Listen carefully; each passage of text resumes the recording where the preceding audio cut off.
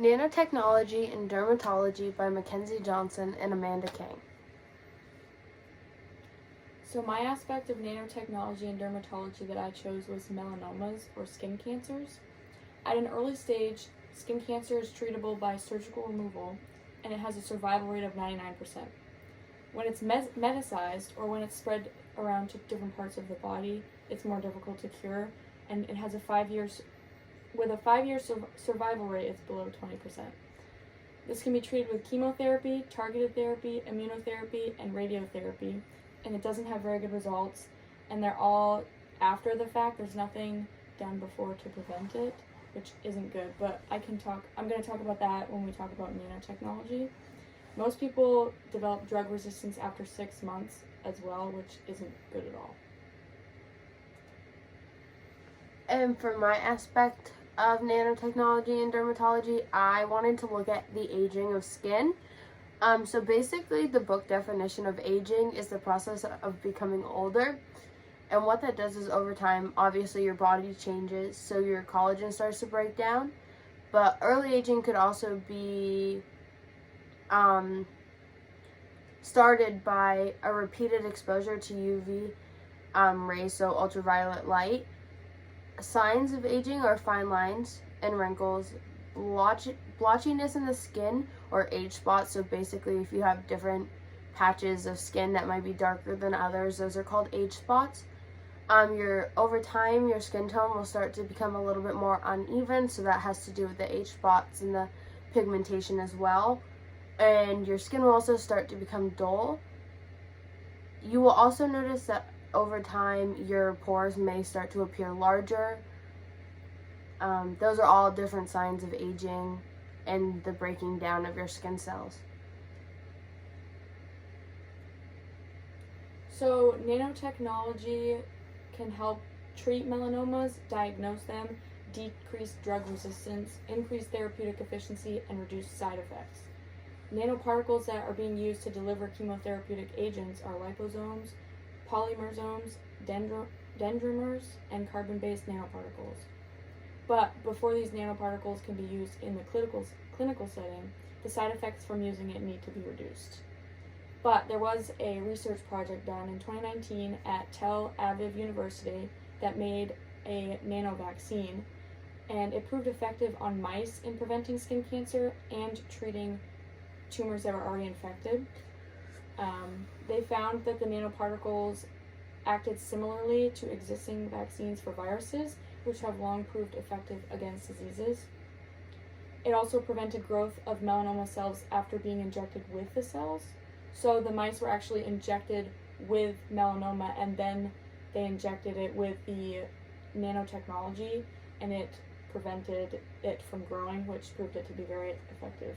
And when they injected pre-existing tumors with it, it delayed the progression. But it is not yet something that is clinically used. But treatments with vaccines are used for people who already have it, like adjuvant therapy, which is a secondary treatment after surgery to help prevent reoccurrence. It's secondary treatment, so it's not something that's going to prevent it before it happens. And another one is immunotherapy, which is a type of treatment that activates the body's immune system to fight cancer. Again, this is not something that happens before it. It's like a secondary treatment. For mine, I didn't find a lot of studies or experiments having to do with nanotechnology and aging. I did find one, and basically it dealt with kojic acid in different concentrations and mixtures that they could use to best fight aging in the skin. They didn't tell me a lot about it. They didn't tell me the percentages. They told me basically there were 3 mixtures. They labeled them AF, BF, and CF.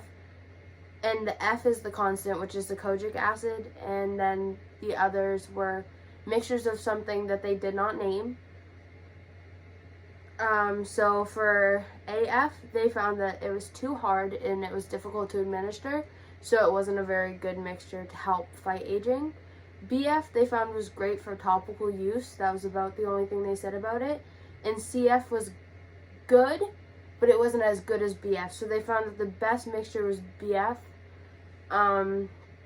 And basically, what this could do, it could help fight hyperpigmentation, different acne. It could help with acne. It could help with wrinkles.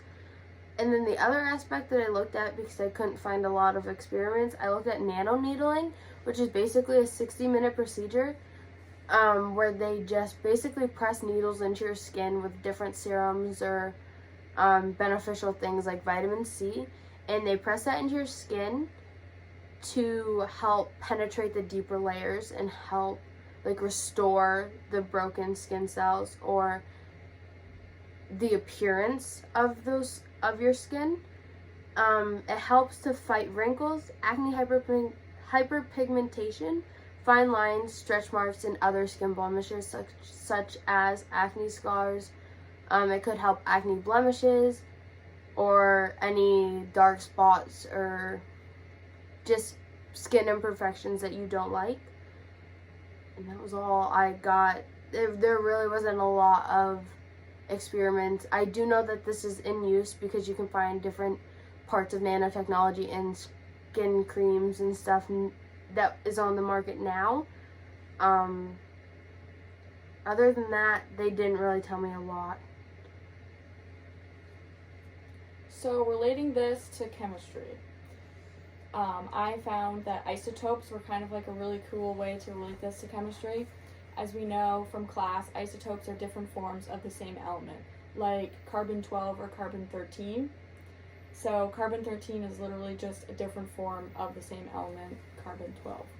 So a cancer cell is just like an isotope of a skin cell because it is a different form of the same thing. It's skin, but it's just a different form of it.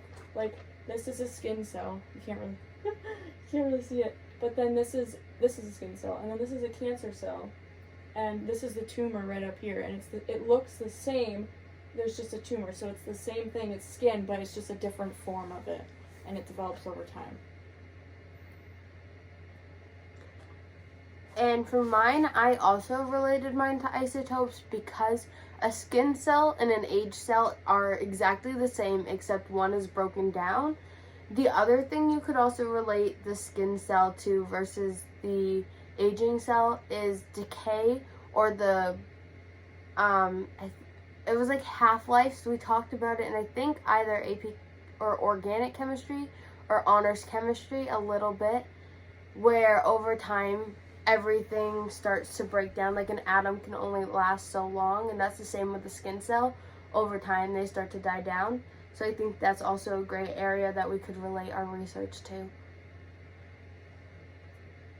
And then these are our references in MLA format.